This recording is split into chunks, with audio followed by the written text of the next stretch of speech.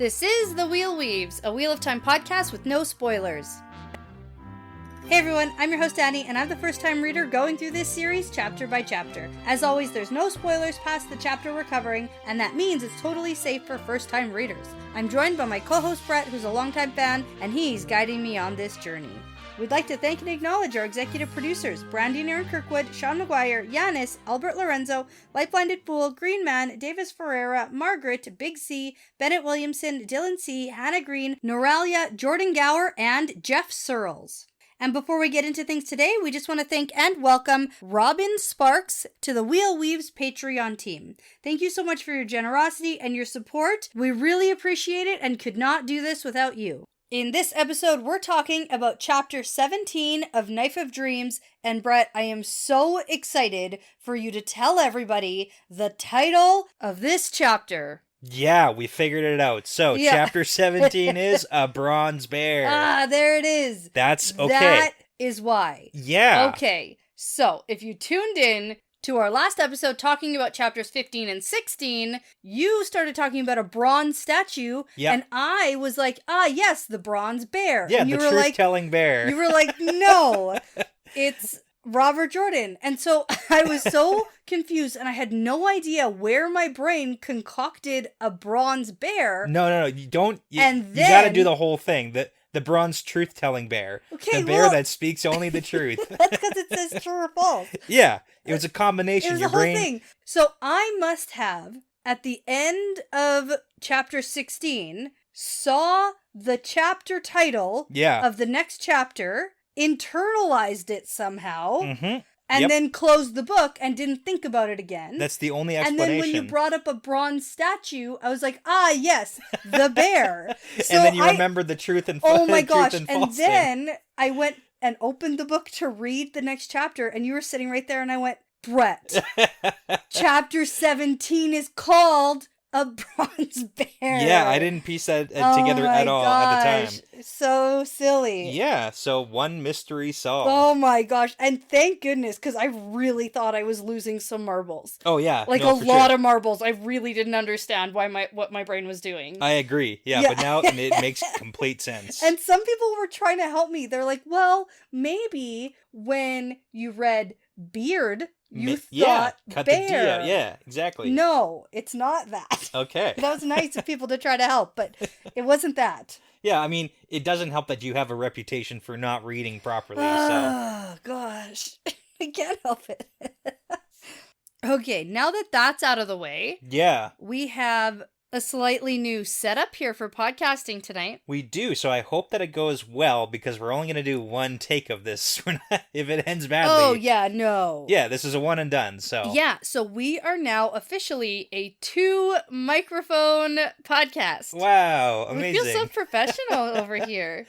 Yeah. Yeah, so we're trying to figure out mic levels and all the interesting mumbo-jumbo-y stuff. I did notice that I got the old one, and you have the new fancy stuff. Yeah. Mm-hmm. I mean, they're the same one, but like mine's the old one. That's right. And I don't know what that means. I don't know if I should be offended. Mm-hmm. It's like you putting me in the smallest Well, I was doing all the testing of the sounds. Yeah. And so I put the new one by me. And you're like, hey, I deserve this. Right. So there might be a few hiccups along the way as we figure out exactly how the setup should be and what the level should be at. But all in all, this should be a really positive shift for us, so we can sit a little more comfortably, and hopefully the sound is a lot better going forward, and we have our patrons to thank for being able to upgrade. Yeah, definitely. Now, before we get into things with this chapter, I have a public apology I need to make. I know. From last episode. I know. And you know what? I also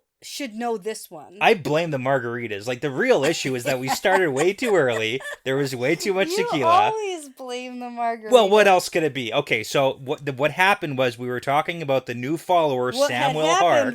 What had happened was that we were talking about Samuel Hark, and you said something about, that's a Lord of the Rings reference. No, I would never. You brought it up. I didn't bring it up. You brought it up. And then I was like, yeah, Samuel. That doesn't sound like me. Samuel Gamgee. But it's not Samuel, it's Samwise. Yeah. So we shouldn't have taken a shot for that. No, we were talking about fantasy names in general. Well, it was Sam. But we also, I messed it up. I gotta own this one. Yeah, you messed it up. Yeah, but I blame Samwell in Game of Thrones. Yes, Samwell Tarly. Yeah. That guy. Samwell Tarly? Samuel. Samuel.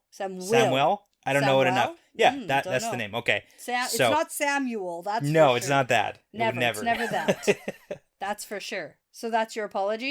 Sorry, okay. I messed it up, and I take back the drink. Or we can just do a different one tonight. Well, no, we would have done a shot. You would have just said Samwise instead of Samwell. That's true. Yeah, I know, but it's like it was different, so I shouldn't have made that mistake. I feel bad about it. You should. Yeah. Okay, moving on. Okay. Do you have a fun fact for us? Should we get into this episode now? Yeah, I mean, it's a short one, but okay, so here's the thing about this chapter. At the beginning of the chapter, we've got Elaine thinking about how she wants to become the queen. Mm-hmm. But then by the end of the chapter, we've got Arimilla thinking that she is going to be Arimilla, by the grace of the light, Queen of Andor, Defender of the Realm, Protector of the People, High Seat of House Marn. So I had to do some digging into the purpose of all these royal titles and what the heck is going on here. Sure. Because I couldn't figure out, I see it all the time in fantasy shows and novels, and apparently it's actually a thing of how it works in real life too. So I did a little bit of digging here because the titles of Andor are actually very similar to those of the British monarchy, which makes sense because that's kind of what Andor's based on anyways. But the titles in real life that the royalty typically have, they're supposed to establish the role of each noble and then show the responsibilities that they have as representatives to the people. So the titles actually have a purpose. Now, there's a whole lot, because I looked at across the world all the titles that all the monarchs and rulers have, and basically every single nation has a bunch of overly ridiculous, absolutely long titles, just at one after another. So I can't really pick on any one particular to blame this on, but I want to compare the Andorran list of titles to the British monarchy, and I'm going to use Queen Elizabeth just to make it simple. Sure. So we've got the first part, Arimilla, that's the same, Elizabeth II. Okay. Then we've got by the grace of the light, and for Elizabeth, it's by the grace of God. Okay. Very similar. Then we've got Queen of Andor, and with Elizabeth, we've got Queen of the United Kingdom, of Great Britain and Northern Ireland, and of her other realms and territories, and head of the Commonwealth. So a bit of a mouthful. Okay. Then with Arimilla, we've got her as the Defender of the Realm, and for Elizabeth, it was Defender of the Faith. But technically that part was more recently taken out. Yeah. Okay. And then we've got Protector of the People for Arimilla and the High Seat of House Marn. And with Elizabeth, we've got the fact that she's technically the head of House of Windsor. Yes. So, very similar across the board for how it's structured. Okay, there it is. Yeah, makes sense. In case you were wondering. Yeah. I wasn't. There's a purpose. There's a purpose to each individual title, though. Yeah, I'm pretty sure Arimilla is just manifesting. Yeah. She's certainly saying the things she wants to happen. Yeah, and we got to talk about that because it might be more than that because it seems like we don't necessarily like her. No. And she's kind of incompetent, but it sounds like she's got a plan. Well, I honestly have no idea what's happening. Okay, there's a lot of people. Not even... There's a lot of names. Not even a little bit. So, okay. When I first read Chapter 17, we're about to get into it now, I listened to it. And that was my first mistake. Right. This is a tough one for that because there's so many names. And I just did not have the mental capacity to even process what was happening and who was talking and what names everyone was saying, and I just decided to carry on listening to the whole thing, and I was like, maybe I'll get something out of it this time round. I did not. Yeah. I literally had no idea what was going on, to the point at which I didn't even recognize that the perspective had switched. Oh no, okay. And I thought we were still with Elaine, and I had no idea who these new names, all these new people we were hearing, had to do with Elaine. Okay. And then eventually I heard the name Arimilla, and I was like, oh, okay. Because even when we're with Elaine, we hear the name Arimilla quite a bit. Yeah. And so I didn't even pick up on that we'd switch perspectives. The whole thing was lost for me. You know what? I don't know who's dead. I don't know which kin are here and which aren't. I don't know which little children, heads of houses That's are why we do the podcast, though. So I'm going to be honest with you, though. I don't blame you at all because this chapter is a perfect example of getting bogged down in names because we're also introduced to like a dozen nobles that we've never heard of and we don't hear about again. It's just like name salad. It's just like throw everybody in the same bowl, mix them up, and then I'm there always you go. like so disappointed when I bring salad for lunch. I know. It's always a great idea. This isn't even like a good... I make the salad, and I'm like, look at me, so healthy for lunch. And then it's lunchtime, and I'm like, ugh, God, I wish I didn't have a salad for lunch.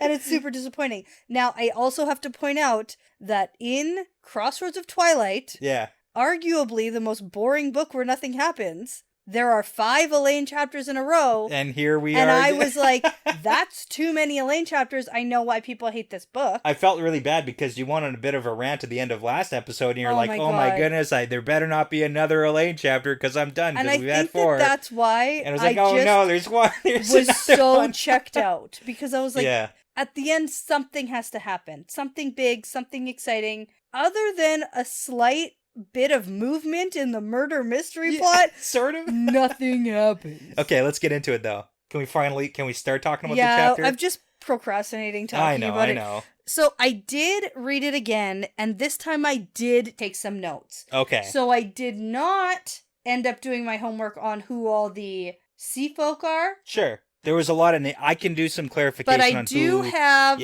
a bunch of names of nobles in minor houses who are just milling around the castle right now, if you want that list. Yeah, there's a few. There's a bunch. There's like a half dozen. I wonder if they're ever going to matter, you know? Yeah, probably not. Probably no. No. All right, so chapter 17 is called A Bronze Bear, and this one is not truth-telling. Nope. And does not resemble Robert Jordan. No, so less so. The chapter symbols the wheel and snake. And we're still in an Elaine perspective. Elaine is leaving her meeting with Harfor and Nori and heading towards the map room with Denny, the bodyguard, right? Yes, yeah, she's one of the Queen's Guards. Okay, to meet Dylan for hopefully some good news. Yeah, in the map room, which is like the big room. And that's where we left off last chapter, was it was like, oh, Dylan's finally back from wherever she was. Yeah. We got to go meet her now. Man, she goes on a lot of missions. Yeah. Go and Dylan. I'm more rooting for Dylan as queen now. And I think by the end of this, so is Elaine. We got to talk about that, too. There's a few things we got to talk about politically here, too. Gosh, that's why it's so boring. It's good. It's good. All right, so now as Elaine is walking through the halls to get there, we're going to get this whole summary on how things are going, and we're going to get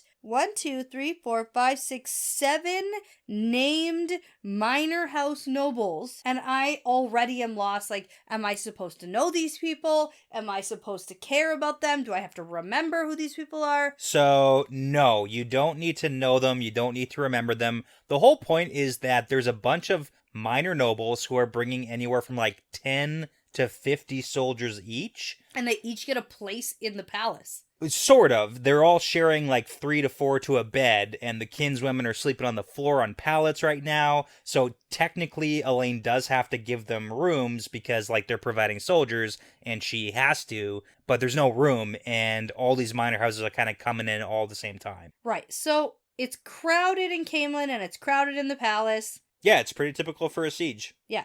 Now, Elaine asks Brigida if she thinks some of these nobles are worried about Arimilla, and Brigida's like, no, they're probably worried about what I'm worried about, and that's the changing hallways. Spooky ghost hallways. Yes. Yeah, exactly. Mm-hmm. Because the palace has changed. Yeah, now it's kind of like confirmation because we got a whole bunch of hints last time, but this is where she's outright saying, yeah, like it wasn't exactly your fault that you got lost on the ways to the rooms because the hallways are changing and they're disappearing and new ones are popping up, so it's not good. Super weird. It's not just pregnancy brain. Yeah, and Elaine's like, well, it's probably not the Forsaken. They would have done something like this earlier and if before they could, which right? is, maybe and it's fair. Like, well, no, maybe they just have a new plan now to be a little bit of a nuisance to you. Well, and I mean, like, we kind of know by this point what kind of things the Forsaken could potentially do, and spookily rearranging hallways doesn't really seem like something the power can do. It does, actually, though.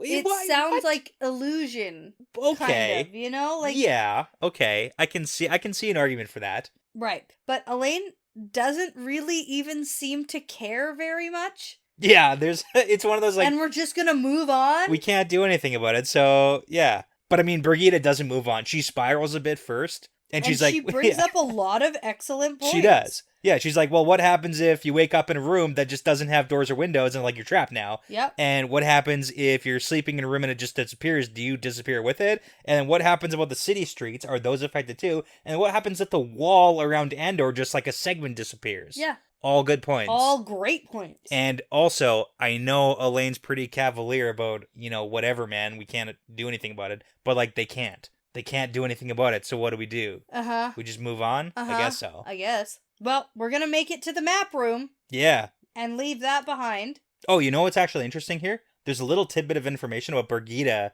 that is kind of cool. Oh, that she's got super memory? Well, no, she has a good memory, but then she hesitates. But she's losing it. Because she is, and it's kind of sad that she's losing it. And right now, nothing of her, like, ancient memories remain before the founding of the White Tower. And we know the White Tower was founded, like, sometime after the breaking. And then she's lived 4 lives between then and the end of the Trolloc Wars. Okay. So just the amount of times that Brigida's soul has been spun out, it's not like it's once every 5,000 years. It's like pretty frequently. Yeah. It turns out. It's quite often. Okay. But when was she Brigida? Like Brigida Silverbow? Yeah, that's not entirely clear. Right. Because that's who she's like known as. Yeah. But yeah, she's been 4 different lives in the past 1,000 years. Well, and not just in the past, because 1,000 years ago was Arthur Hawkwing, and then 2,000 years ago from today is the Trolloc Wars, okay. And then 3,000 years ago was the Breaking of the World. Got it, okay. So that's kind of like the time frames. So we don't actually know, and that's actually one of the biggest questions that a lot of people in the Wheel of Time universe have, like fans have, is why are the heroes who are spun out known by the names that they're known by? Yeah. Like, why is Arthur Hawkwing's soul Arthur Hawkwing? Right. Why is Brigida and nobody else? There's different theories, and it's just one of those, like, you gotta go with it because we gotta call him something. Right. Maybe... And every time she's reborn, does she have a braid and is, like, really good at archery? Well, we've heard from her, like, the archery thing is, like, typically a thing. Yeah. Right? The name is not going to be the same every time. Right. Like, that's going to be different. But she knows herself, like, that's her identity, but like, when she's in Teleran. Exactly. But when she's reborn, she doesn't necessarily know that she is Brigida reborn. Yeah, so maybe it's just like whoever they identify with the best or the most popular iteration of themselves. Like, who knows? There's no real clear answer. Yeah, and then they all know Luz Theron. Yeah, and it's dragon, like, what's that about? Who clearly had lives before Luz Theron. Yeah. And why is it he... Okay, so now we're asking too many questions. Exactly, and now it's where you just, like, keep reading, because... Oh, yeah, that's going to be explained? No. No, it's just like you just move on with your life and you keep reading the book. Yeah, don't think about it too hard. Yeah. Kind of like this room and hallway disappearing Exactly, thing. Don't worry about it. It's cool. Well, it's not cool, but don't think about it too hard. It's only not cool. It's only bad if you're like the peddler guy who sinks into the ground and disappears forever. That was bad for that guy. Yeah. Yep. Unless he was a super evil dude. Right. What if he was a dark friend? Maybe. See ya. Okay. Then we don't feel bad anymore. Exactly. We didn't even talk about the repercussions of maybe bad people getting sucked into the ground. They deserve it. Do they? Yes. I'm going to go with yes. Okay, I'm procrastinating. All right. I know you are. I'm just putting it off. Okay, where are we? The map room? We're in the map room. There's lots of maps there. Well, there's a reason why it's called the map room. There's a big map on the ground. It's the giant mosaic on the floor. The floor is the map. The map is, and there's tables with maps. I don't want to spend my time tonight talking about this map room. I don't want to do it. Okay. I don't care. You know what the nickname for the map room is? Don't give a shit. The secrets room. That's stupid.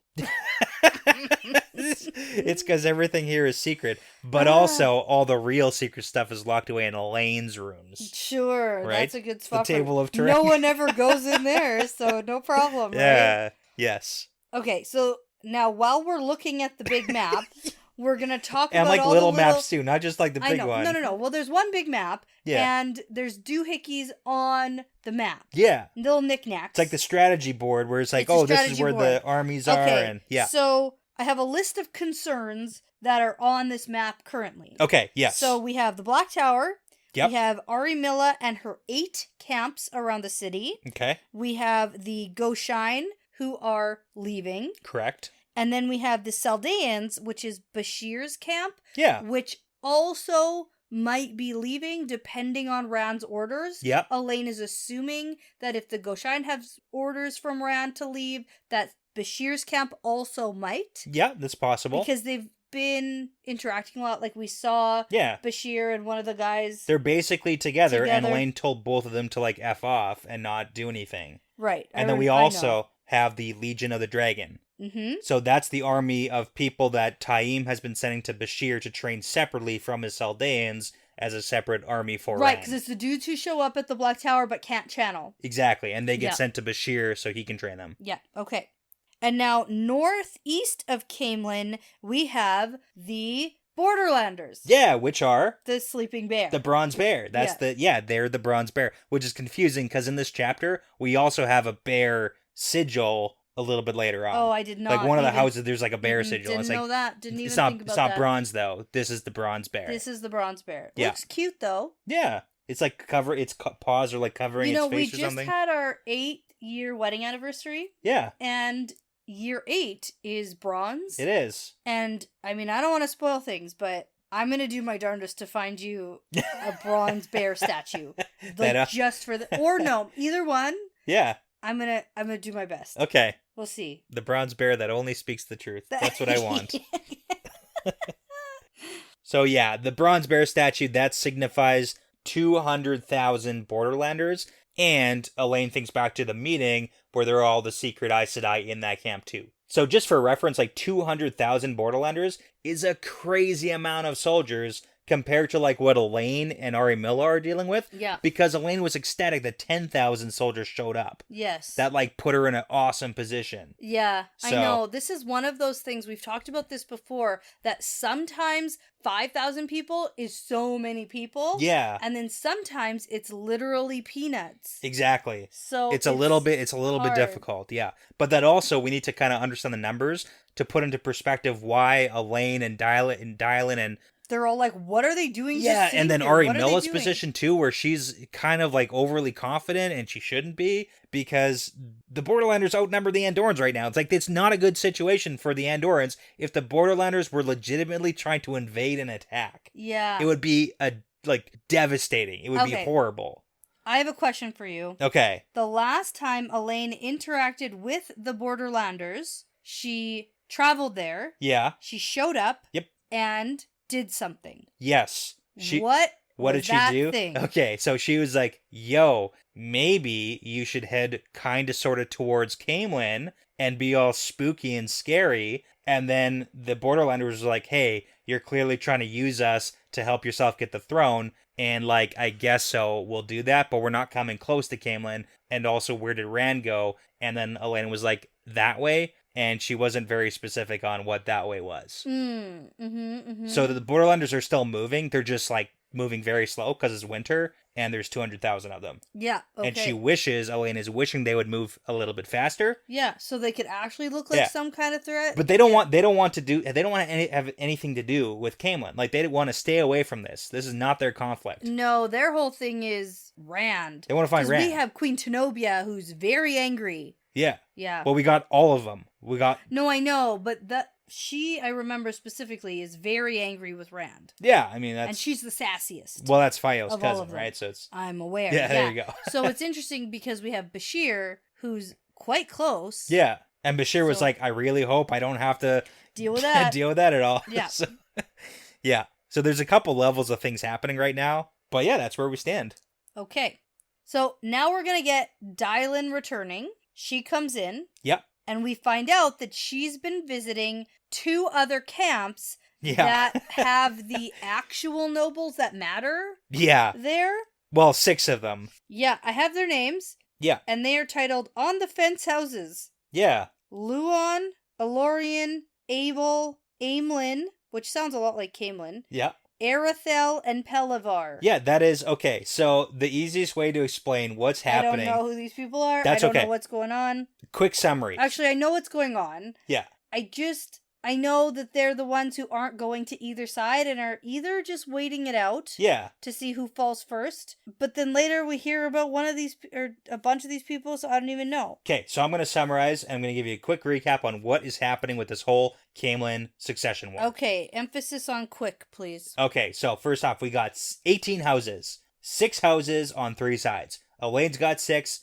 Milled's got 6. There's 6 undecided. Okay, that's the and entire one of premise. the genius children points that out later. Exactly. The kids know what's up too. Yeah. Okay, so the 6 remaining undeclared houses are these 6 that Dylan was visiting. They were split into 2 camps, 3 houses each. So in the first camp, we've got Lord Lewin, Alorian, and Abel. Now, these 3, the last time we heard about them, they were kind of off the map. They were vanished. Nobody knew really where they were, and Dylan was pretty concerned about that. And now she tells us that they're uncommitted. Yeah, they are. Yeah, they're pretty uncommitted. They're non-committal. And then the other party was Aemlyn, Erethel, and Pelivar, and those are the 3 that were blockading Egwene earlier. And those are the ones who really want Dylan to be queen. Yes, they definitely do want Dylan to be queen. She doesn't want to be queen, though. But the last time Does she actually not want to be queen? It's pretty clear that she doesn't want to be queen. Or does she just not want to, step on the whole Trakand thing? She doesn't...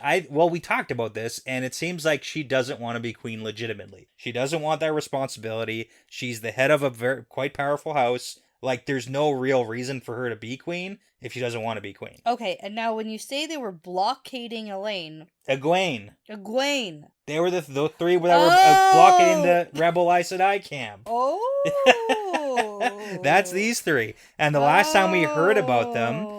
yeah, they were like, you can't come into Andor. And she's like, we won't. Yeah, and they didn't, technically. But the last time we heard about these 3 was that if they were coming to Camelin, then it's likely that they're hoping for the other group to join them. But now it seems like they're all kind of undecided. And that was one of the big concerns, was the last time there was a crazy 3-way split for the throne, it happened 500 years ago, and there was a 7-year war. Mm-hmm. So and all 3 contenders for the throne ended up dead. Yeah, and we don't want that again here. No, but that's what's happening. That whole Egwene thing was during the whole this ice is not thick enough debate. You got it. Nailed it. Okay. I forgot about that. Yeah. Well, I'm writing it down. Yeah, and for the record, troop-wise, the 2 camps combined have about 60,000 soldiers. That would be helpful. It would be for either side, because that's probably about equivalent to both sides combined from what we kind of know. It's pretty loosey-goosey on what we know for troops, but again, it's not comparable to the 200,000 that the Borderlanders have. Oh, no. So. All right. Well, after all that diligent note-taking, I think it's time for me to get more wine. That'll end well. It'll help. Okay. It'll help this chapter for me. That's for sure. All right. We'll be right back. Okay, so here we are. Dylan is going to finally arrive. Yeah. That's what we've been waiting for. Everyone's here now. This is why we're here. And she comments on the changing hallways. Yeah. And Elaine's like, yeah, we know. There's nothing we can do about it, so let's move on. And then that's it. That's all there is. Yeah, it's good. Do you want to spend more time on it? I don't. I just... Then let's, move on. Are we just assuming it's a bubble of evil thing? It has... But yes. Because... So it might not be specifically bubble of evil, but thinning of the pattern, getting closer to the last battle, Dark One getting closer to breaking free. Weird things happening. Weird stuff is going to start happening more and more. And I think it's really just maybe it's not going to affect personally our main characters. Elaine's not going to disappear into the ground like the peddler guy. But you have to assume this is happening all over the world. So things are getting spooky. Okay. It's spooky times now. Okay. Anyway, the plan is to tell the Aes Sedai to tell everybody, hey, we know this is happening. Right. And it's under control. Wink. You're right. So that it stops the panic. Because if people are like, oh, the Aes Sedai know, then they're gonna... this is fine. Right. And we only have to stall long enough that Elaine becomes queen, I guess. And hopefully it corrects itself? But it's that's not going to correct itself. the last battle is what's going to correct it. I know, but like weird things pop up, but then maybe they fade away when another weird thing pops up. Things will only get worse as we progress. Sure, but like this particular problem might go away. True. Right. Yeah. Like that place where the guy was like throwing up beetles. Right. No one else might throw up beetles. Exactly. Just something different.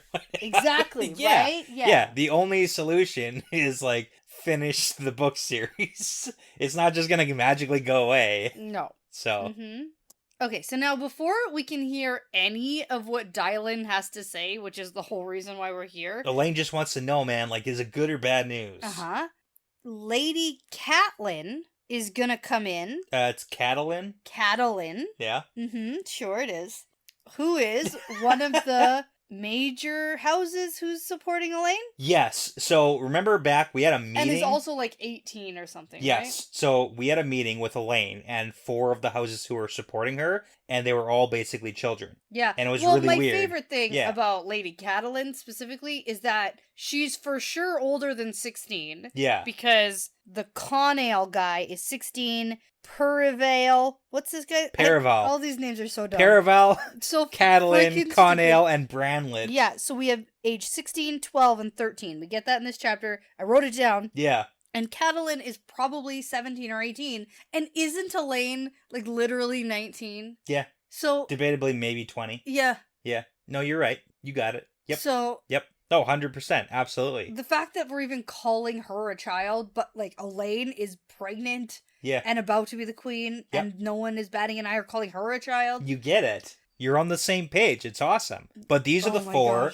who came to visit her, and then Elaine was like, why are they children? Yeah. And it's like, well, all the old people are either old or dead. Yep. So these are the rulers now. These are the heads of the houses. And then she's like, why are they so young? And it's like, hey, Elaine, you're not much older. So like, and also this is the way. This is the way that your system works. This is your system. Your system of houses, guys.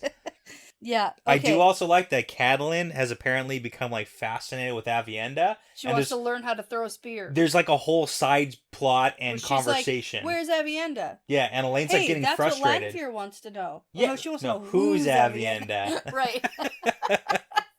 The side conversation is Elaine like gets annoyed when anybody tries to befriend. She's gone. Like she's gone. It's nothing to do with you. Yeah, she's my friend, not your friend. Exactly. Like she's very defensive of her friends. Yeah, I appreciate that. You appreciate that? I do. She did the same thing with Birgitta because people try to keep being Birgitta's friends. That's my friend. It's like that's my friend. Get away from my friend. Yeah, you can't have 2 friends. I don't appreciate that. I think it's so stupid. That's how I feel about my friends. That's my friend. Yeah, get away. Well, that's kind of like, okay, when you say it like that, when you have a best friend and then somebody else, yeah, you know, or your like, best friend talks about their friend, it's like, and you're whoa, like, what? Whoa, hold on though. Don't like that. Yeah, nope, no exactly. thanks. Yeah. Mm-hmm. Yeah, you get it. Thank you. Okay. Yeah. So anyways, they're here and they're like, hey, you should have called us because you're not queen yet and you have to include us in conversations. And Elaine's like, no, I really don't. I really do not have to do anything I don't want to do. Yeah. I'm in a much more powerful position than any of you. And like, sort of. Well, no, it's because she's decided she is. Hey, that's half the battle, though. Yeah. Yeah. Anyways, okay, Dylan, what's the news? What's up? Well, it's bad news. No, it's not bad news. Yeah, it's bad. It's good news. The 6 undecided houses are still undecided.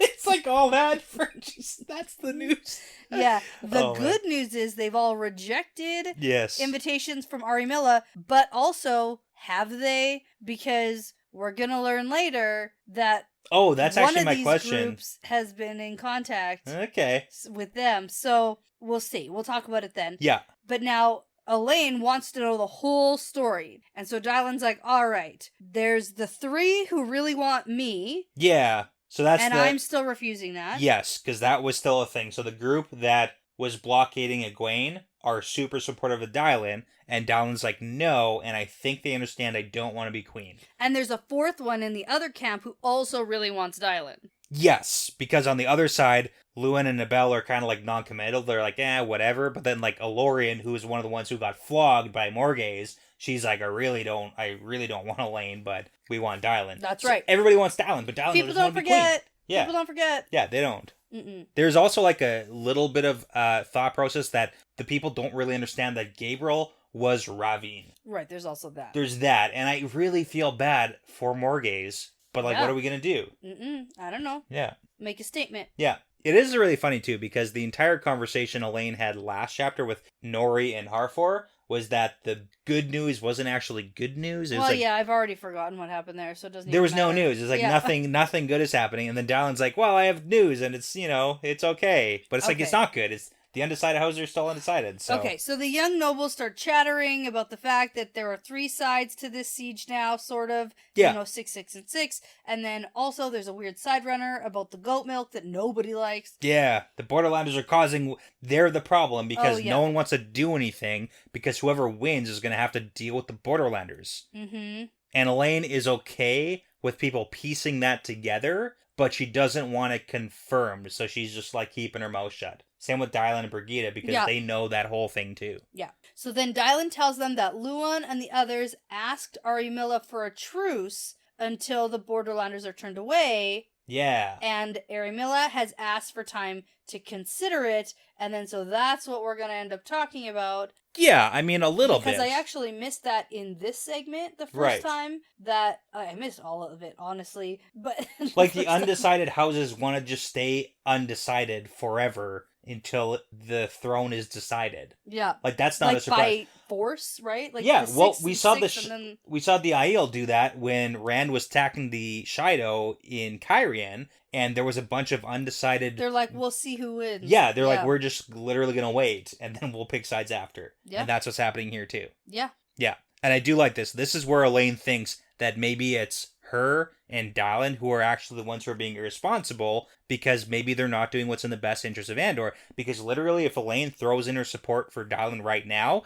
Dylan will be queen. Yeah. And all the houses will come. And it'll be like, no war, no nothing, no siege, no whatever. She even thinks and says to us, I'll support Dylan if it means saving Andor. But then she's like, Dylan doesn't want to be queen. But maybe if Elaine said that out loud and communicated that, Dylan might have a change of heart because Dylan is super loyal. Yeah. And so she doesn't want to say out loud, I'm cool with being queen. And she's older and she seems smart and competent and it's like, maybe we want Dylan as queen. And the age, because of experience. That helps. It helps the maturity, everything. But it's not only just her age, it's just having been around. Yeah, she's willing to throw chairs at assassins to protect Elaine.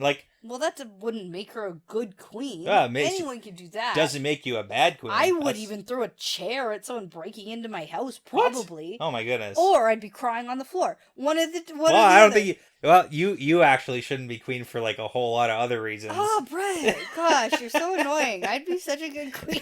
You're not allowed to rule countries. It's just like a no-go. I would have so many advisors, though. Yeah. No. Nobody rules by themselves. Well. Except for Rand. Right.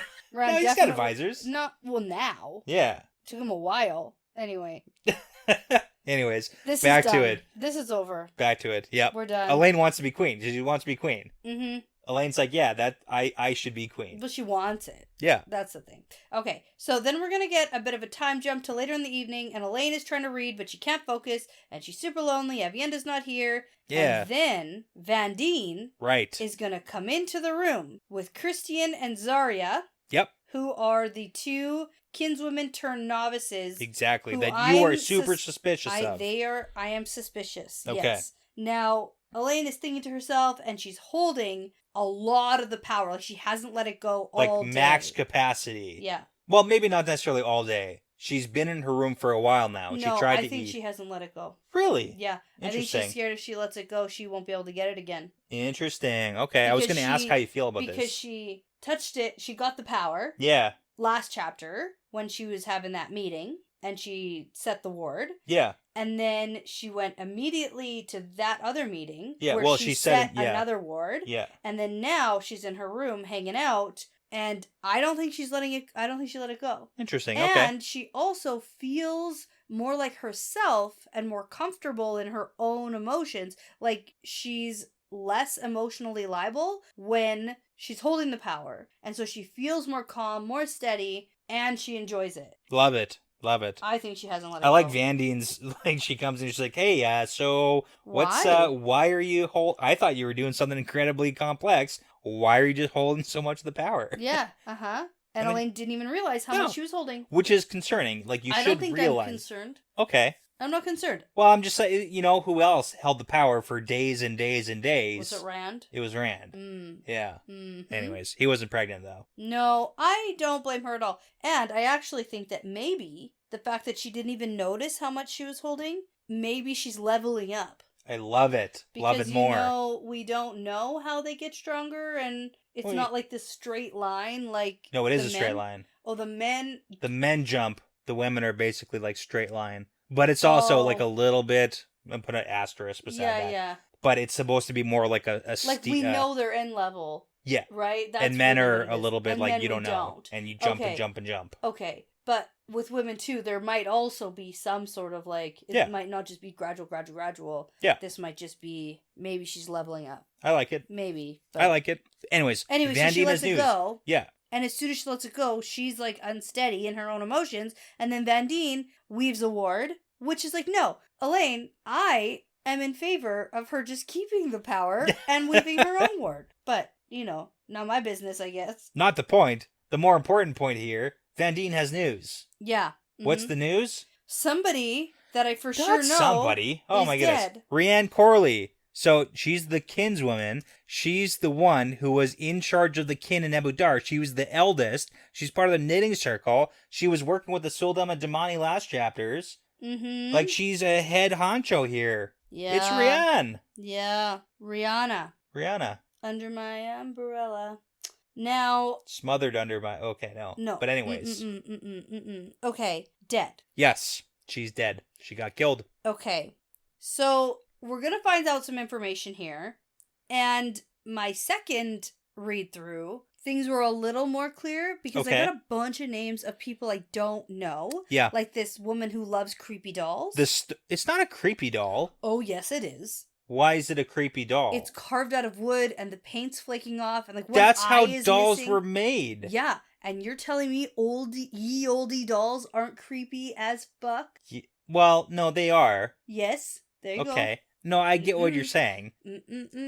So the story that she... Okay, so here's the thing. This sounds like a doll out of my nightmares. This is like... You're really focusing on the Chucky wrong thing. times 5. The doll is... Okay, so the doll is so creepy. The reason why the doll is... You have to admit the doll's creepy. Dolls are creepy. Inherently, they're terrible. Yes. Dolls shouldn't exist. Thank you for acknowledging. Okay, so the doll isn't the important part of the story. The doll is the evidence that the woman who ran away didn't in fact run away. Yeah, she died. She was murdered. Yeah, no, I get it. Yeah, so... I understand. I'm just like... Just want to make sure we're clear on the same page here. Seems weird. Seems so strange. Because I don't trust this lady anyway. Next thing you'll be like, oh, the doll is the murderer. Yeah. She's... Well, I've seen movies. You're telling me the doll didn't come to life and murder all these people. There's a reason. The doll killed the deli, so figured it out. Okay. If anybody in any series was gonna have a doll that comes to life and murders people, it would probably be one where there's magic involved. Could be. Just like a little Forsaken sidekick, murder doll. Love it. Hate it. Yeah. Hate it, actually. Okay. Worst thing I've ever said. Okay.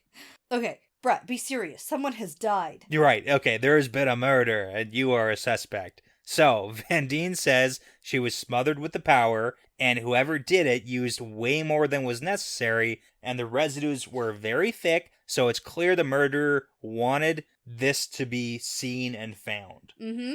Because the whole point is there's like a big long story about like, oh, we found the doll, the person who was a runaway, but it turns out she didn't run away because she kept this doll forever and ever, so she wouldn't run away without the doll, so clearly she was murdered too. So now it's pretty clear that everyone who was suspected to have run away was likely murdered by the same person, and the whole thing was like, the murderer left clues, but they were too subtle and we didn't see them. So now with Rhiannon Corley, she made it way too obvious so that we could find it out, like we would discover it. Mm-hmm. Yep. So that's where we stand right now. Okay. Now, I have basically 2 schools of thought. Okay.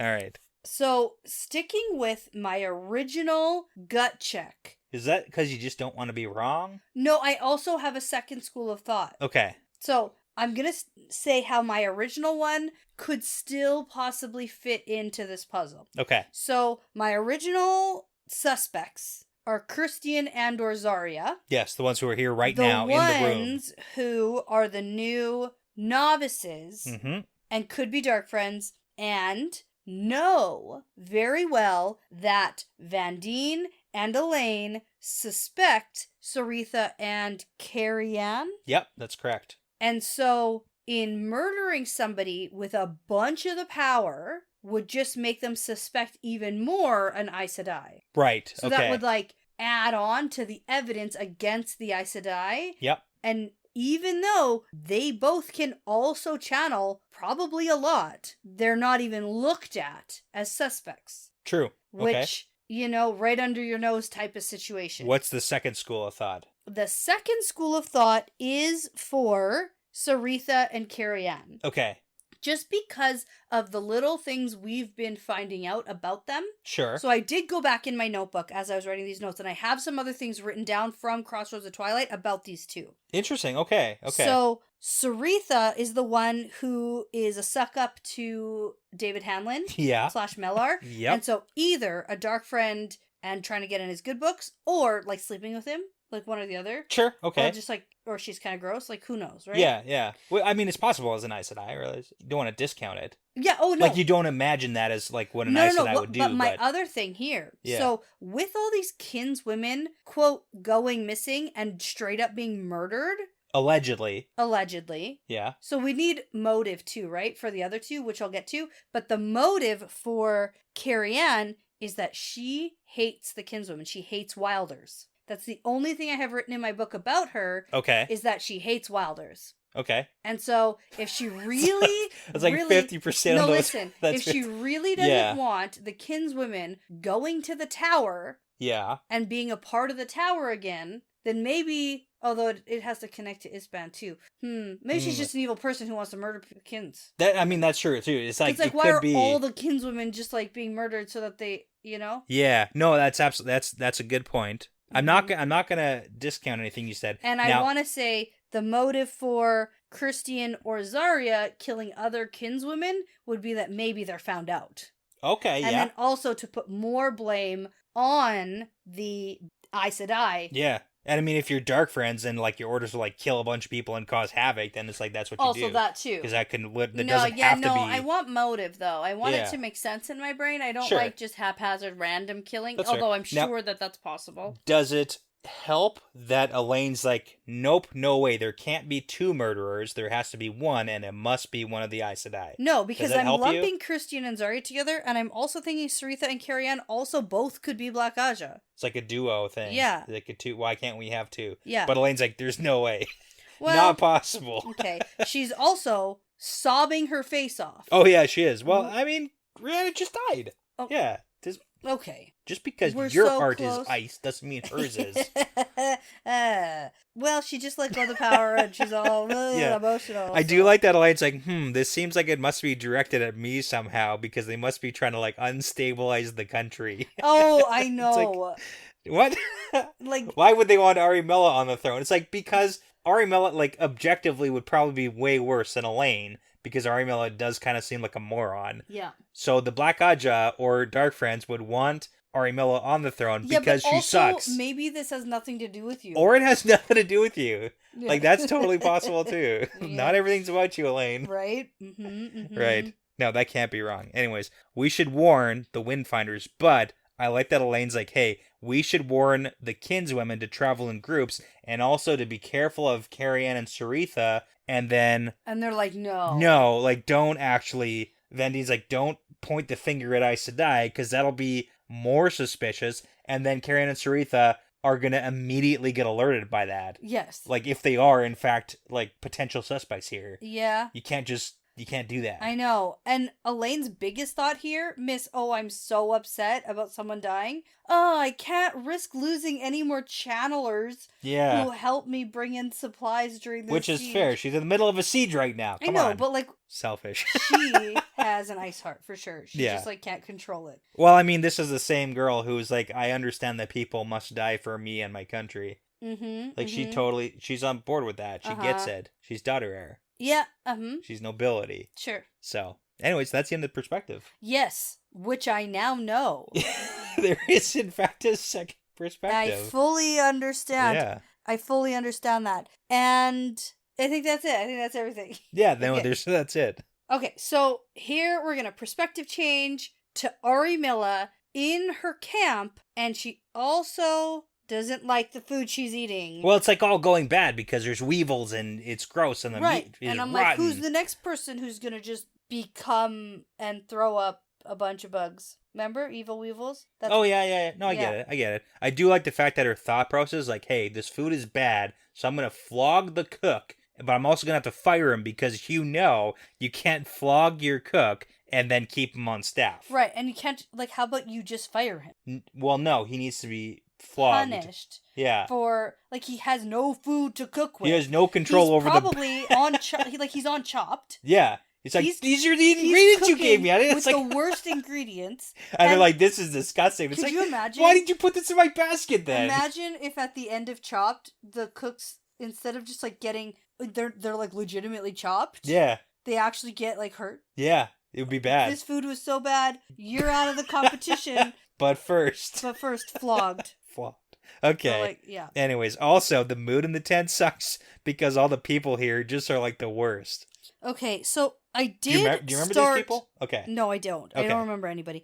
Okay, no, that's not true. You know some people. I know some people. So I did start to write down Arimilla's camp, and I thought I was going to be able to, like, make it go. Like, I did very well with all the Aes Sedai in Egwene's camp and at the White Tower and with Rand, and I did really, really good cohesive color-coded lists. I know how to do this. The problem is, when I get to here, I don't care who anyone is. Yeah. And I know it doesn't matter. Well, we had like one perspective from Arimilla's camp. Okay, so I have Nayan and Elenia. Yeah, so and those, these are the we know two who were kidnapped. Yes. They're the two ladies of the houses. They were kidnapped and then they were like set free but then re-kidnapped. Well, and they're like forced to swear to Arimilla, basically. Right, and one of them has like a husband who exactly. is involved somehow. Exactly, you got it. Okay, so then we have old man Nassin. Yeah, he's the old guy with dementia who harasses women. Right, I really need him to die. Yeah, he's also, though, he's like the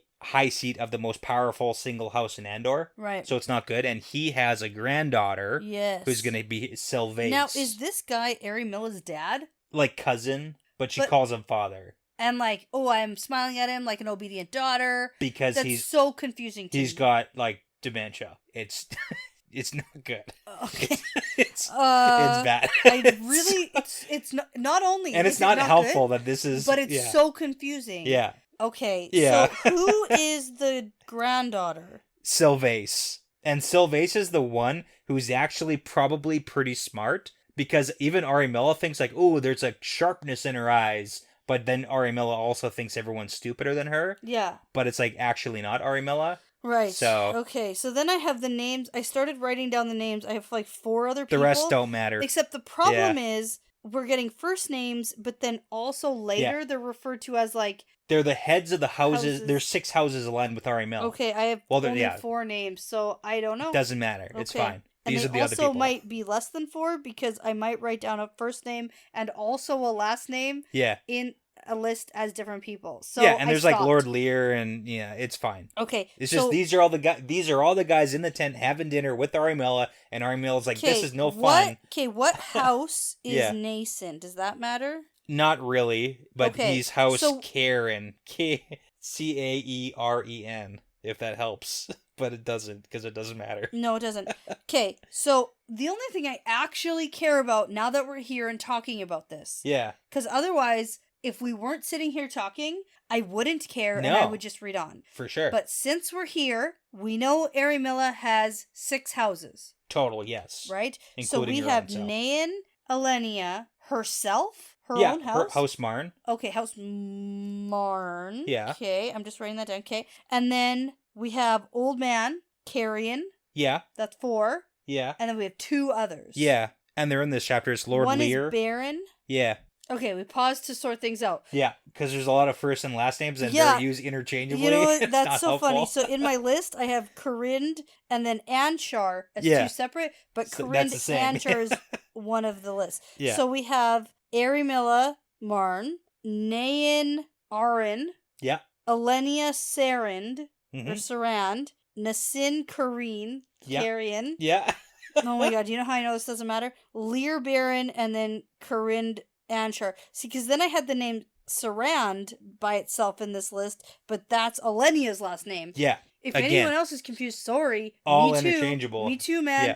The whole point is there's 6 houses here, and the party is no fun because there's nobody exciting or fun people here. Mm-hmm. Why aren't the people who I kidnapped having a good time at my party? Yeah, and I'm like holding here by hostage situation. Yeah. Mm-hmm. I don't get it. Why aren't they having more fun? Yeah, especially the ones who are like here who don't really want to be and are trying to find a way to escape. And are being sexually harassed by old man Nason. Oh my god. Like, what's happening? So yeah, there's a little bit of a conversation that's happening in the tent right now, and they're talking about how all these small attacks on Camelin aren't actually doing anything. They're just losing people. And once they're over the walls, that's when they're going to have an advantage in numbers, and then they can actually take the city. But Arimilla's like, hey, quit disrespecting me, and giving me your opinions and stuff. She thinks that. Yeah. But out loud, she's like, hey, they're mercenaries, and let's let them die, because let's save our own soldiers for when we go and fight the Borderlanders. Right, yeah. Which when you look at the numbers... Like, no way. Like, Arimilla, what are you doing? Yeah. We shouldn't try to fight the Borderlanders. We should try and figure out why they're here, number one, and then, like, not fight them. That's crazy. Right, okay. And then that spark of sharpness... In Sylvace's eye. Sylvace. Yeah, that's the granddaughter. Because she's the one who speaks up and says, why don't we take Lewin's proposal of a truce so that Andor can be at its full strength against these Borderlanders? Yeah, that's and a good... like, no, I'm going to slap your face. Yeah, again, those are all internal thoughts. But she's like, no, I'm not going to do that, because once I have the city, then everybody's going to flock to me. I'm going to be queen, because all those idiot children will just follow me instead of Elaine. Which really sucks, because Arimilla, if you weren't sure, she's the worst. And she's like, oh, it's going to be really sad when I have to send those children, the leaders of the houses who are children, when I have to send them to that torturer guy. What torturer guy? There's Master Lunault, who we got introduced to a couple chapters ago. He's the guy who tortures people. And Arimilla's like, it sucks that I'm going to have to send the children to be tortured. Oh, okay. Arimilla is the worst. Yeah. Mm-hmm. Yeah. I'm getting that, yeah. If you didn't know, got it. She's the kind of person who tortures children. Mm-hmm, got it. Or only if she has to, because they didn't go to her side. Exactly. Yeah. Yeah, you get it. Yeah. So now a guard comes in and quietly tells Arimilla that Master Hernville... We don't know this guy. This is her secretary. Okay, good. This is new. Yeah, wants a private word. So she leaves, and when she reaches him, he says they have agreed, but they want the whole amount of gold first. Okay. And so this is a little bit cryptic. Very cryptic. But I'm also not a dummy, and... I think that maybe... Oh, you're looking at me like, there's no way I should know what this is. Well, I don't know. I want to hear what you're going to say. Okay, well, last chapter, we had a bunch of mercenaries who were like, I want more money. We want gold, and Elaine said... Shove it up your butt. She did. That's actually what she said. She said, shove it up your butt. And then she was like, I'm also going to kick you out of the city without your armor and weapons. Mm-hmm. If you try to... Right. But they're mercenaries... And they want more gold. And then now, Arimilla is like, okay, cool, give them all the gold, but it'll take a week. Yeah. So my brain went to thinking that she's bought off these mercenaries. And they're going to flip sides. Okay. Which would be bad, because then Arimilla, the chapter ends with her thinking, hey, in a week, Camelin's going to be mine, and the throne's going to be mine, and I'm going to be Queen Arimilla. Because, okay, that makes sense. I like that. I was going to ask you, like, what do you think the plan is? Well, it's either that or someone else she's paying. Who's she paying to do something? So other mercenaries?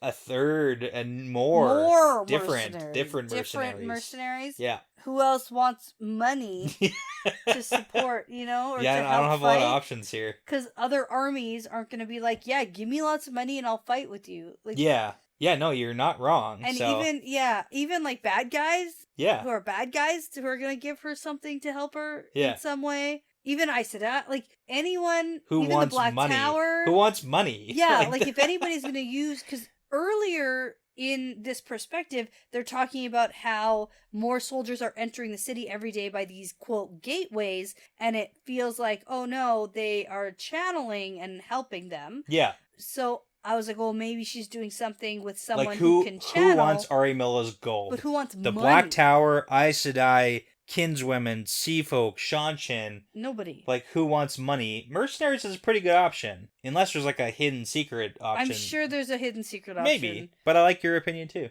It's good.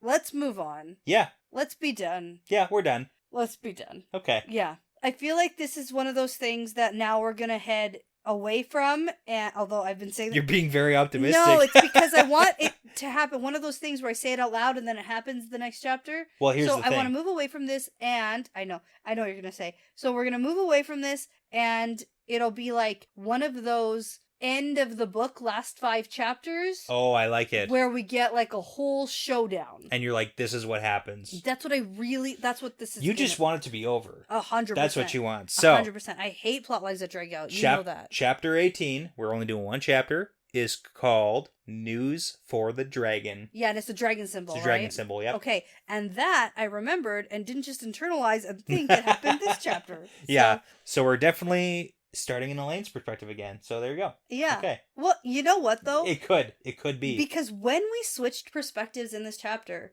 my brain didn't even register it because it has been so long since anything like that happened. Yeah. I actually kind of forgot that that's a thing. Like, we can start with somebody, but then switch and do something else and learn about something else. Yeah. Completely. Yeah. So, yeah. I mean, we could technically start with Elaine, and then she could be thinking about Rand, or, you know. There's a lot of options. Yeah, it might be. What's it? A message for the dragon? It might be her message for the dragon. News. It might be her news. Maybe he finds out she's pregnant. Okay. News for the dragon. Remember? Little baby there dragons. Was a chapter called Wonderful News. Oh, yeah. And I was like, pregnant. I thought it had to do with her pregnancy. Maybe this one actually does. Maybe. Okay, well, I think that'll just about do it. And so before you make me try to remember 8,000 names that don't matter even at all, I'm going to say that this is part of the pattern now. Yeah, it's part of the pattern. Thanks so much for listening to this episode. The Wheel Weaves is hosted and edited by Dani and Brett, produced by Dani and Brett, with Passion Socks, Cody Feltz, Benjamin, Michelle O'Brien, Jamie Young, Megan Smiley, Jared Berg, Ricky Morissette, Lance Barden, Charlie Haz, Adam, Marta Thier, Michelle Forbes, MKM, Antoine Benoit, Lawrence Bradley, and Eric Reed. With music by Audionautics. Please be sure to check out our Patreon page if you are interested in supporting us and the podcast. We would love to send you some Patreon exclusive merchandise as a thank you. Plus, you'll gain access to our episodes earlier than everyone else. And at the time of recording, we have over 40 bonus episodes for your listening pleasure. You can find all that and more at patreon.com/thewheelweavespodcast. For general information about our show and information like how to send us shot glasses or how to join our Discord or how to get in touch with us, you can visit thewheelweavespodcast.com. And as always, please be sure to give us that 5-star review because it really does make a huge difference in helping other people find us. Right now, we are offering to send exclusive merchandise to select people who give us 5-star reviews if you leave your username for Instagram or Twitter, and I'll reach out to you that way. Also, please be sure to tell a friend, Riyadh, because referrals really are the best compliment. Thanks again for listening. This really is part of the pattern now.